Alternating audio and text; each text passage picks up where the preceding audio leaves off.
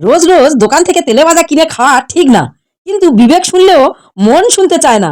অনেক দিন ধরে ভাবছি, মনের কথা তো অনেক শুনলাম, মনের কথা শুনে সকলের সঙ্গে অনেক ঝগড়া করলাম, এবার একটু বিবেকের কথা শুনবো।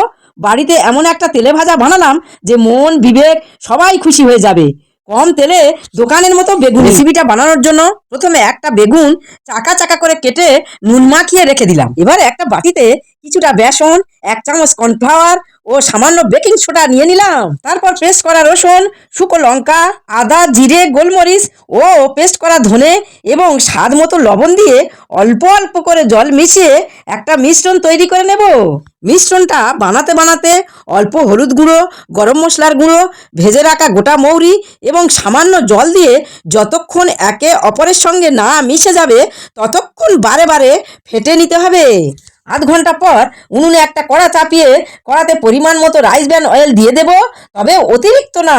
এবারে লবণ মাখানো চাকা চাকা করে কেটে রাখা বেগুনগুলো বেসনের মিশ্রণে চুপিয়ে তেলের উপর ছেড়ে দিতে হবে। এরপর কিছুক্ষণ উল্টে পাল্টে ভেজে তুলে নিলেই হয়ে গেল ঘরোয়া স্বাস্থ্যকর বেগুনি ভাজা রেসিপি।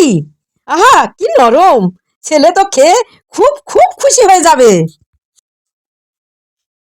কিরে বাবু, কেমন হয়েছে?